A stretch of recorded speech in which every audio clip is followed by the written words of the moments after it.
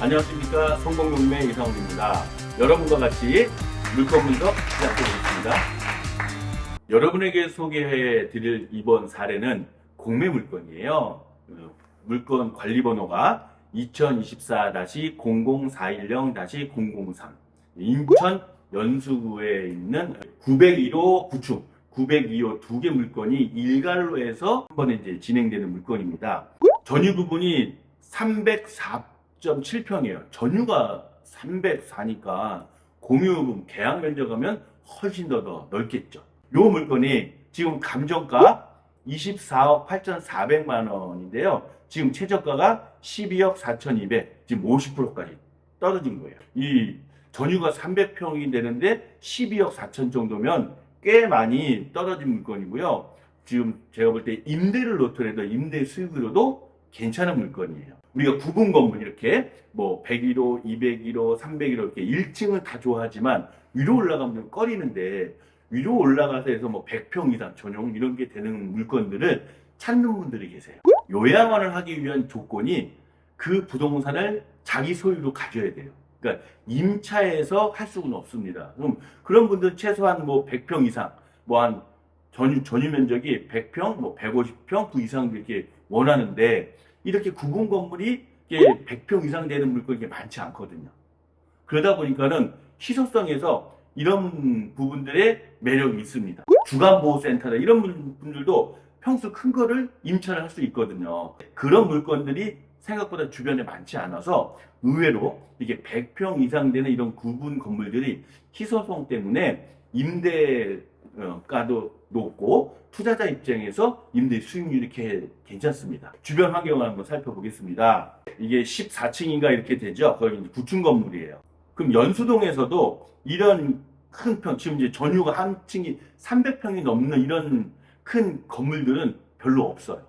예, 여기가 이제 연석이고 여기가 이제 연수동의 중심가예요. 요 부분이 도면. 그래서 요 빨간 요 밑에가 901호, 위에가 902호. 통으로 쓸 수도 있고요. 예를 들어서 한쪽이 901호만 쓰고 902호는 내가 임차를 넣을 수도 있겠죠. 등기부 먼저 한번 권리분석부터 해보겠습니다. 우선 집합 건물이니까 표지부가 두 개죠. 그래서 첫 번째 표지부에 별도 등기 다 없고요. 그리고 전유부 두 번째 표지부는 전유 부분 901호 얘는 지금 등기상 증명서가 이게 901호, 902호가 나왔다 그랬잖아요. 그 중에서 얘는 지금 901호 전유 부분이 611.21 평방미터예요. 얘만 해도 지금 이게 185평 정도 되니까 그리고 이제 대지권도 이렇게 돼 있고 그다음에 여기는 지금 이 등기부 받을 때 이 열람할 때 등기 신청 사건 처리 중이에요. 뭔가 소유권 이전이 됐든 가압류가 됐든 뭐 경매가 기입 등기 됐든 이렇게 지금 처리 중이라는 거죠. 압류 여기 가압류 있고 을부 근저당 2021년 12월 14일 날 이렇게 근저당권 돼 있죠. 그리고 없어요. 그러니까 등기상에는 큰 문제가 없고 주의할 거는 뭐냐면 임차 관계를 봐야죠. 자, 재산 명세에 보면 여기에 세무서에 임차인 방모가 등록돼 있어요. 그래서 벽체 구분 없는 공실 상태임. 여기 방모모 씨는 2022년 2월 8일 날 사업자 등록이 돼 있어요. 임차 부분이 여기 보시면 901호에 돼 있네. 901호 등기부에 말소 기준 권리가 여기에 있는 2022년 2월 8일보다 빠르면 어떻게 돼요? 이 임차인의 보증금이 있더라도 인수할 게 없는 거고. 그렇죠? 예. 차임이 얼마예요? 1,200만 원이에요.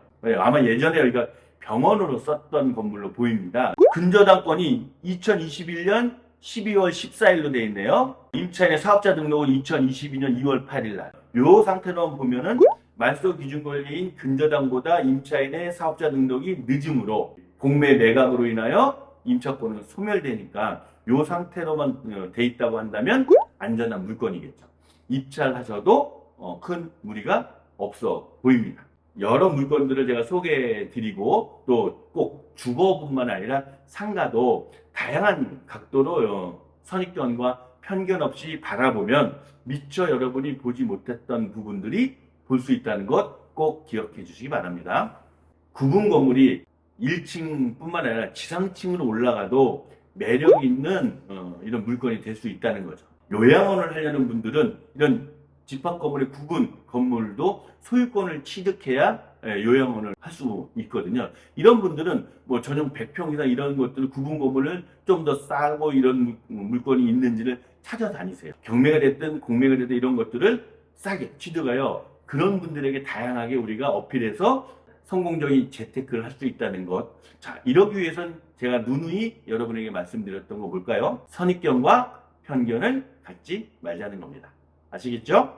여러분, 구독, 좋아요, 알림 설정 잊지 않으셨죠?